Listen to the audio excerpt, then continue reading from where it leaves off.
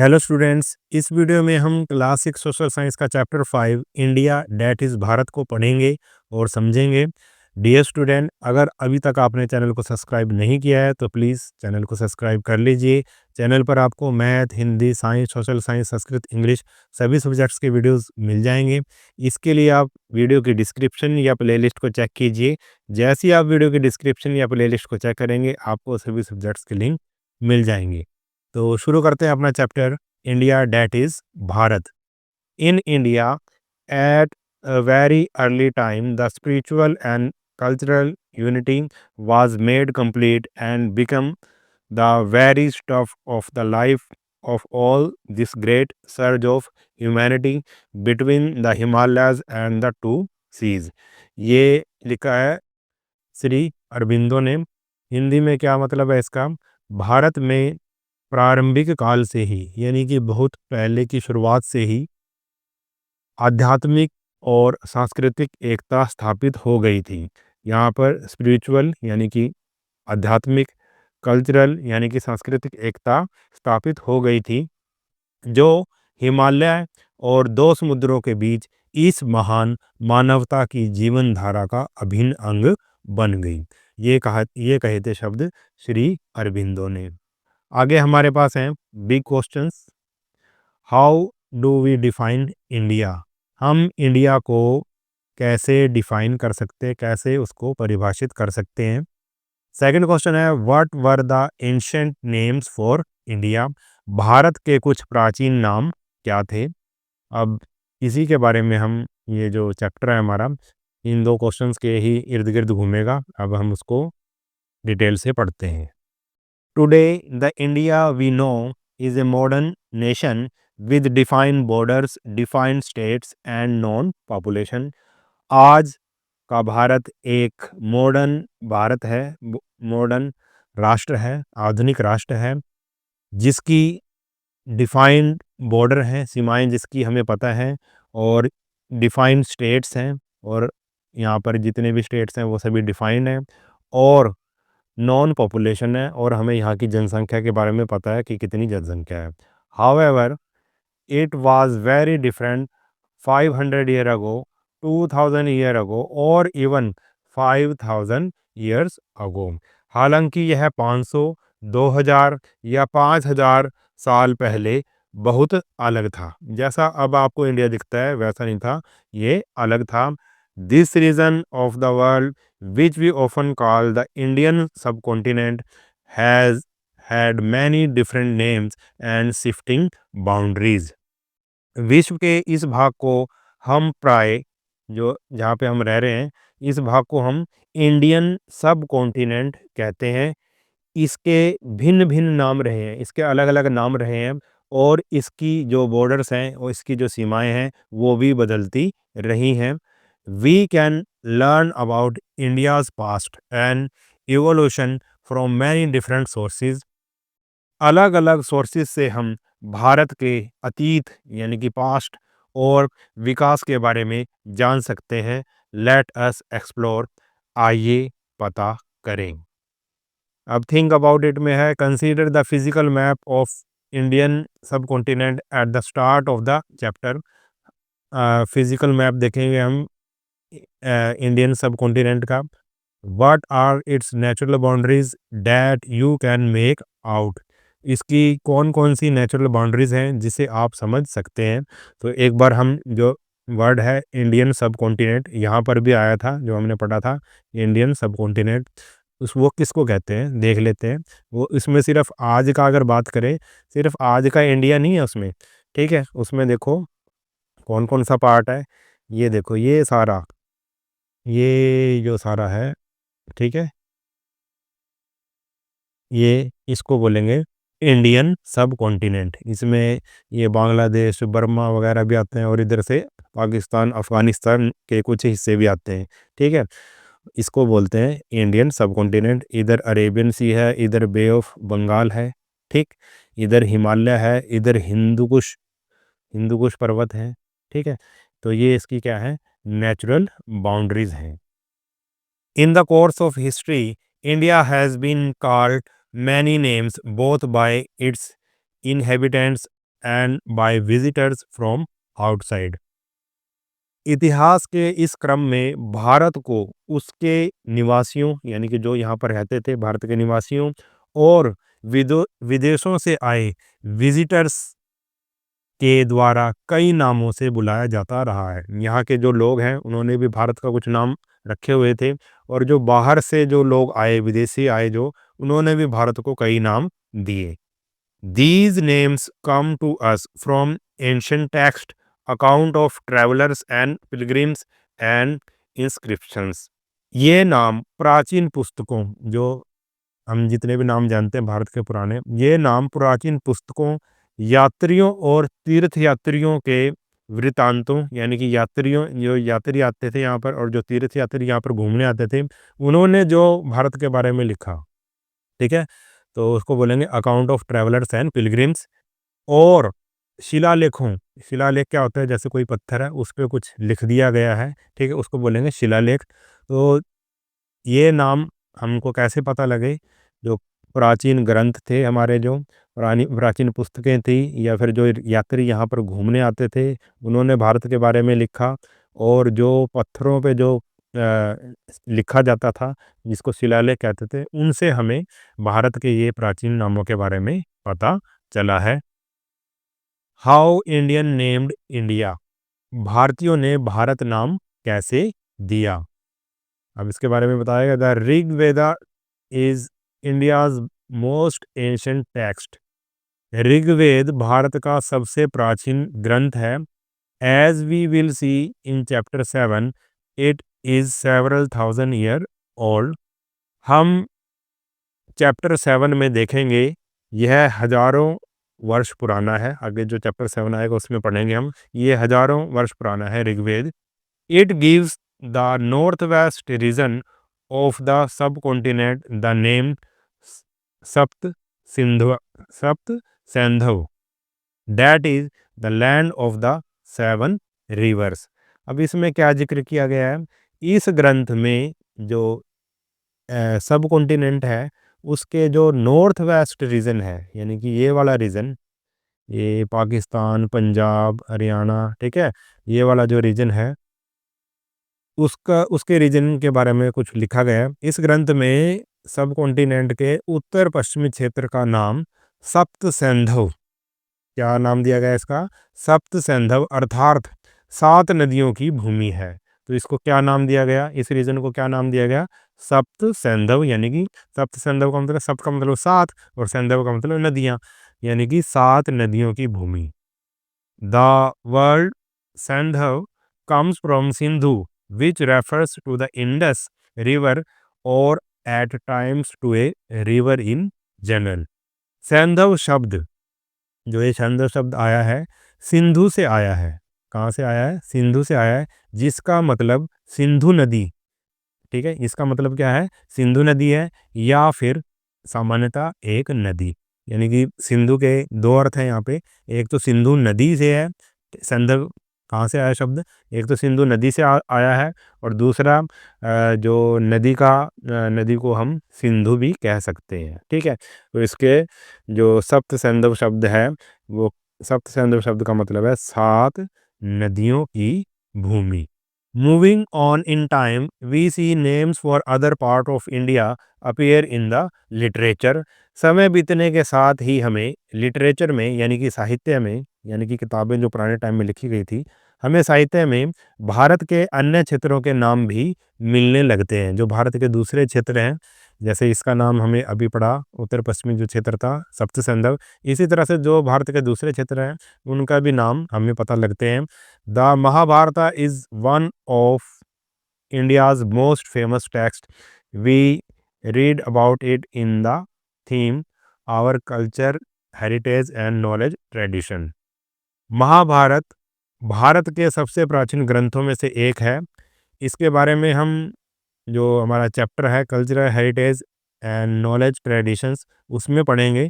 Interestingly it lists many regions such as Kashmira more or less today's Kashmir, Kurukshetra part of Haryana today, Vanga part of Bengal, Pragjyotisha रफली today's Assam, Kutch today's Kutch, Kerala more or less today's Kerala and so on.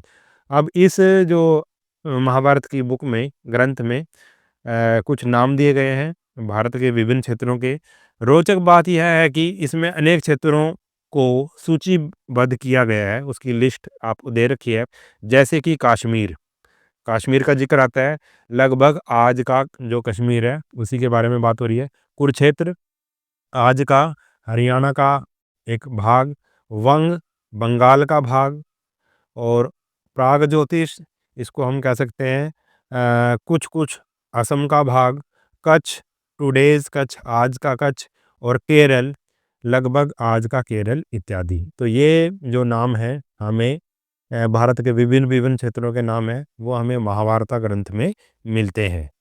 But when do we come across a name for the entire Indian subcontinent, अभी जो हमने चित्र देखा था Indian subcontinent का, वास्तव में हमें कब पूरे भारतीय उपमहाद्वीप यानी कि इंडियन सब कॉन्टिनेंट के लिए एक नाम मिला, यानी कि इस पूरे इंडियन सब कॉन्टिनेंट का नाम कब मिला हमें? Because ancient Indian text are difficult to date, this is not an easy question to answer. क्योंकि प्राचीन भारतीय ग्रंथों की डेट बताना कठिन है, अतः इस प्रश्न का उत्तर देना आसान नहीं है। जो भी हमारे प्राचीन ग्रंथ हुए उनकी हम डेट नहीं बता सकते कि ये कब लिखे गए थे, इसलिए इसका जवाब देना बड़ा ही मुश्किल है कि भारत जो इंडियन सब कॉन्टिनेंट है इसको कब नाम दिया गया। The Mahabharata uses the term Bharatvarsha and Jambudvipa, and scholars generally agree that this long poem was written from a few centuries BC onward. Mahabharata में भारतवर्ष तथा जम्बूद्वीप शब्द का प्रयोग किया गया है तथा विद्वान सामान्यतः इस बात से सहमत हैं कि कुछ शताब्दियों पूर्व से यह महाकाव्य लिखा जाने लगा था, यानी कि कुछ शताब्दियों पहले ही की ये बात है कि ये महाभारत लिखा जाने लगा था।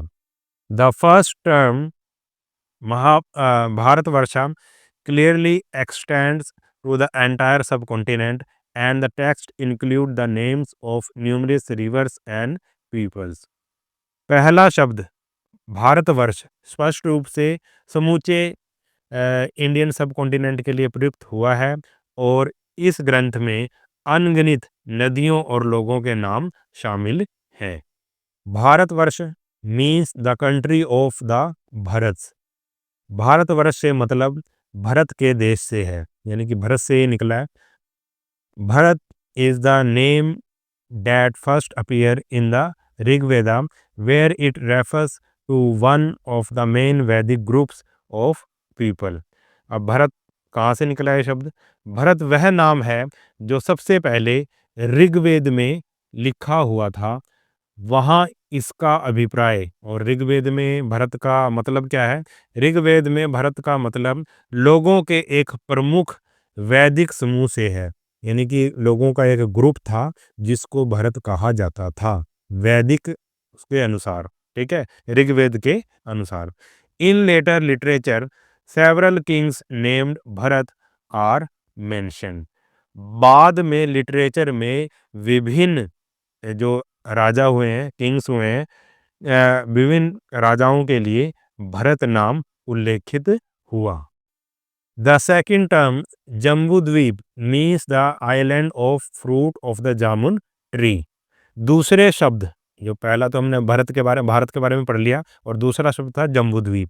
दूसरे शब्द जम्बूद्वीप से मतलब जामुन वृक्ष के फल के द्वीप से है, यानी कि जो जिस द्वीप में जामुन का पेड़ होता है उसको जम्बूद्वीप कहा गया। This is indeed a common tree native to India also called jambul tree, Malabar plum tree etcetera. यह वास्तव में भारत में पाया जाने वाला एक सामान्य पेड़ है, यानी कि जामुन का पेड़, जिसे जम्बुल वृक्ष, मालाबार प्लम या जामुन वृक्ष आदि भी कहते हैं। Jambudvipa came to mean the Indian subcontinent. आगे जम्बूद्वीप इंडियन सब कॉन्टिनेंट का प्राय बन गया, यानी कि नाम बन गया। ठीक है, जम्बूद्वीप का मतलब क्या है? इंडियन सब कॉन्टिनेंट, ये पुराने नाम है। In fact, we get a good clue from an Indian emperor. His name is Ashoka, and we will meet him later. For now, we can take his date to be about 250 BCE। वास्तव में इस संबंध में हमें एक भारतीय राजा, भारतीय सम्राट से बहुत अच्छा संकेत मिलता है। उन्होंने इसका जिक्र किया है। उनका नाम अशोक है, जिनके विषय में हम बाद में जानेंगे, आगे के लेसन्स में आएगा। अभी के लिए हम उनकी डेट को लगभग 250 बीसीई मान लेते हैं, यानी कि वो डेट कौन सी थी? 250 BCE. As we will see, he left us many inscription. जैसा कि हम देखेंगे, उन्होंने हमारे लिए बहुत से शिलालेख छोड़े हैं, यानी कि अशोक ने बहुत सारे शिलालेख बनवाए थे। In one of them, he used the same name Jambudvipa to describe the whole of India। उनमें से एक में उन्होंने उसी नाम जम्बूद्वीप का संपूर्ण भारत का वर्णन करने के लिए उपयोग किया है, यानी कि जो शिलालेख अशोक के मिले हैं पुराने, उसमें से एक शिलालेख में पूरे भारत का नाम क्या कहा गया है? जम्बूद्वीप कहा गया है। Which at the time included what is today Bangladesh, Pakistan as well as part of Afghanistan. और इस जम्बूद्वीप में क्या क्या आता था उस समय? इसमें आज के बांग्लादेश, पाकिस्तान और साथ ही साथ अफगानिस्तान के भाग सम्मिलित थे, यानी कि जम्बूद्वीप में बांग्लादेश भी था, पाकिस्तान भी था और अफगानिस्तान का कुछ पार्ट भी था। A few centuries later, Bharat became the name generally used for the Indian subcontinent। कुछ शताब्दियों के बाद इंडियन सबकॉन्टिनेंट के लिए सामान्यतः भारत नाम का प्रयोग किया जाने लगा। For instance, in an ancient text called the Vishnu Purana we read. उदाहरण के लिए एक प्राचीन ग्रंथ विष्णु पुराण में हम पढ़ते हैं। देखो, ये एक श्लोक दिया गया है, संस्कृत का श्लोक है।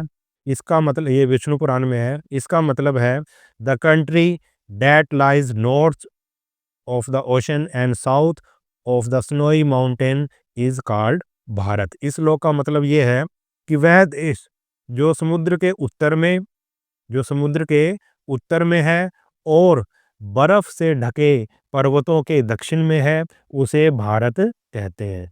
ठीक है, यानी कि भारत बर्फ से ढके जो पर्वत हैं उसको हिमालय कहा गया है। उसके तो हिमालय के तो दक्षिण में है, और जो समुद्र है, भारत के नीचे जो समुद्र है, उसके उत्तर में है ये देश, और इसको क्या कहते हैं? भारत कहते हैं। It is interesting to note that different parts of the country adopted a similar definition for India। यह जानना रोचक है कि भारत के लिए देश के विभिन्न भागों ने एक समान परिभाषा को अपनाया है, यानी कि भारत के लिए एक जैसी डेफिनेशन को सभी ने अपनाया है। For instance, a poem of ancient Tamil literature from about 2000 years ago praises a king whose name is known from Cape Kumari in the south, from the great mountain in the north, from the ocean on the east and on the west। You can now recognize the great mountain in the north, and it should not be difficult to identify Cape Kumari। उदाहरण के लिए 2000 वर्ष पूर्व प्राचीन तमिल साहित्य की एक कविता में एक ऐसे राजा की प्रशंसा की गई है जिसका नाम दक्षिण में केप कुमारी से उत्तर में महान पर्वत तक, पूर्व के महासागर से पश्चिम के महासागर तक जाना जाता है। उत्तर में महान पर्वत को अब आप पहचान सकते हैं। अब आपको पता है कि उत्तर में कौन सा पर्वत है?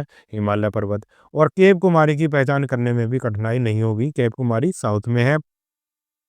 It looks like ancient Indian knew their geography well. इस कविता से हमें क्या पता लग रहा है? इससे हमें ये पता लग रहा है कि प्राचीन भारत के लोग अपनी जियोग्राफी को अच्छी तरह से जानते थे। उन्हें जियोग्राफी का ज्ञान था कि इंडियन सब कॉन्टिनेंट में कहाँ पर क्या है। जैसे उत्तर में हिमालय है, उनको सब पता था। इस साइड में महासागर है, उस साइड में सागर है, उनको सब कुछ इन बातों का पता था, यानी कि वो जियोग्राफी को अच्छी तरह से जानते थे। आगे है डोंट मिस आउट, इसको भी हम पढ़ लेते हैं। The Indian constitution which was first written in English, uses the phrase India, that is Bharat, right at the beginning. भारतीय कॉन्स्टिट्यूशन यानी कि भारतीय संविधान जो सबसे पहले अंग्रेजी में लिखा गया था, की शुरुआत में ही इंडिया, दैट इज भारत शब्दों का प्रयोग किया गया है। Similarly the Hindi version of the constitution mention the same as Bharat अर्थात इंडिया। इसी तरह से संविधान के हिंदी अनुवाद में भी वही भारत अर्थात इंडिया को उल्लेखित किया गया है। Let us explore in this reproduction of the first page of the original Constitution of India in figure 5.5, can you make out the phrase India that is Bharat? चित्र 5.5 जो पेज नंबर 82 पर है में भारत के मूल संविधान के प्रथम पेज में क्या आप इंडिया अर्थात भारत को समझ सकते हैं? तो सबसे पहले हम ये देख लेते हैं कि कॉन्स्टिट्यूशन क्या होता है। कॉन्स्टिट्यूशन एक ऐसा डॉक्यूमेंट है जिसमें किसी देश के प्रिंसिपल और लॉज क्या होते हैं, लिखे होते हैं, ठीक है। और इन्हीं प्रिंसिपल और लॉज के बेस पर वो देश चलता है। और इसके बारे में, इंडियन कॉन्स्टिट्यूशन के बारे में आप क्लास 7 में पढ़ेंगे, ठीक है। तो ये जो लेट अस एक्सप्लोर में इसने पूछा था कि जो हमें इंडिया डैट इज़ भारत जो पेज नंबर 82 में दिया गया है, ओरिजिनल कॉन्स्टिट्यूट का फर्स्ट पेज दिया गया, उसमें हमें इंडिया डैट इज़ भारत ढूंढना है। तो हम ढूंढ लेते हैं। देखो ये हमें दे रखा है फर्स्ट पेज इंडियन कॉन्स्टिट्यूशन का, और India that is Bharat, India that is Bharat लिखा है यहाँ पे, इंडिया डैट इज़ भारत, ठीक है। नेक्स्ट टॉपिक है हमारा हाउ फॉरनर नेम्ड इंडिया। विदेशियों ने इंडिया नाम कैसे रखा? The first foreigner to mention India were the Persian, the ancient inhabitant of Iran. विदेशियों में सबसे पहले ईरान के निवासियों ने भारत का उल्लेख किया था। इंडिया का उल्लेख सबसे पहले किसने किया था? पर्शियंस ने, जो कहाँ के रहने वाले थे? ईरान के रहने वाले थे।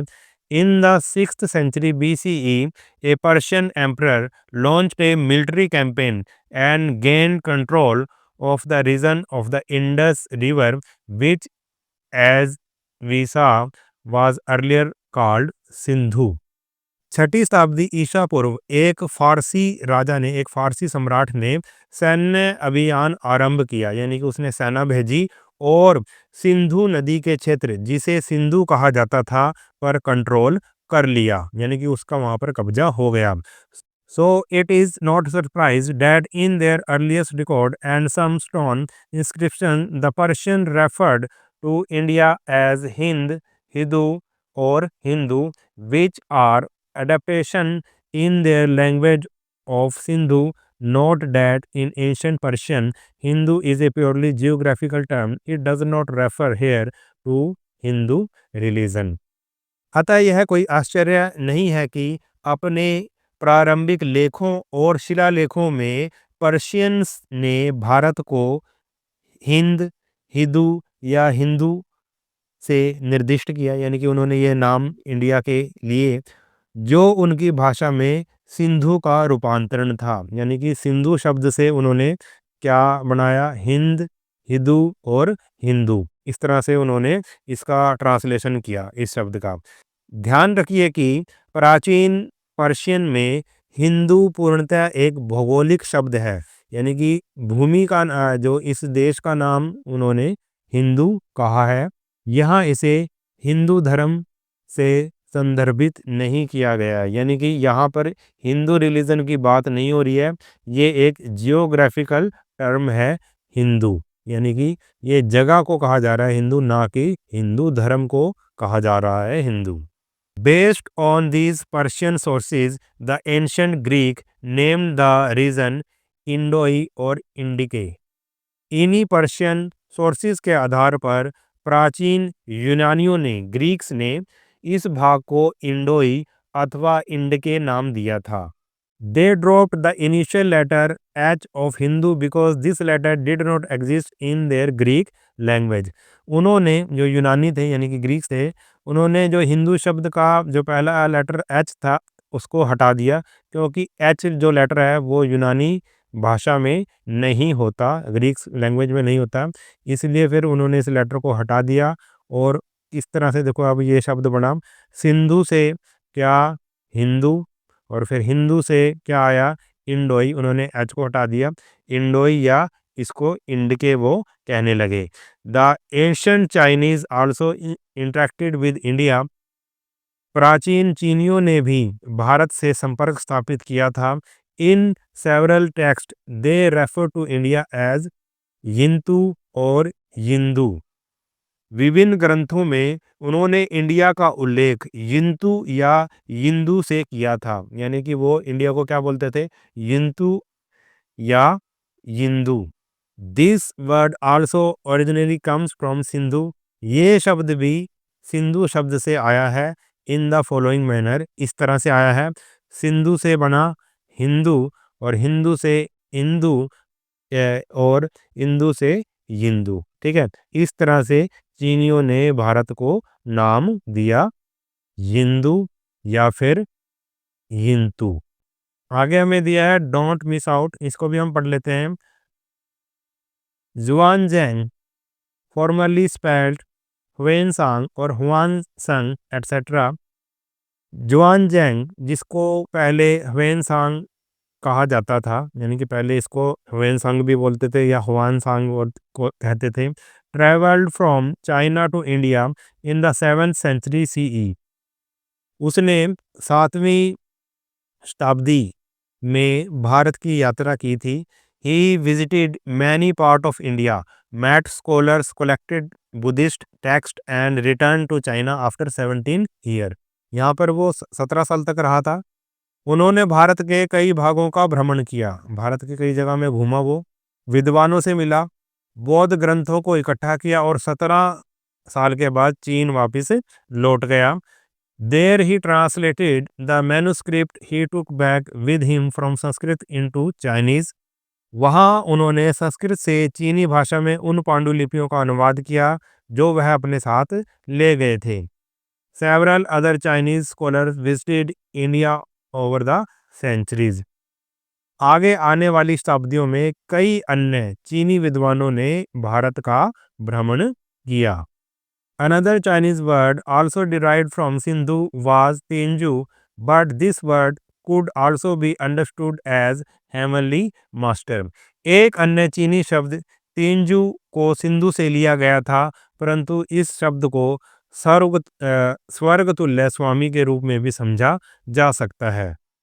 This reflect the respect the ancient Chinese had for India as the land of Buddha. उन्होंने उनको स्वर्ग हेवनली मास्टर क्यों कहा गया है, यानी कि स्वर्ग के समान, जो स्वर्ग होता है उसके समान क्यों कहा गया है, यह बताता है कि चीनियों का बुद्ध की भूमि के रूप में भारत के प्रति कितना सम्मान था, क्योंकि जो चीनी है वो बौद्ध धर्म को मानते थे, इसलिए वो भारत को स्वर्ग की तरह मानते थे। किसके कारण, बुद्ध के कारण। You are probably quite similar with more recent term Hindustan, but you may not know that it was first used in a Persian inscription some 1800 year ago.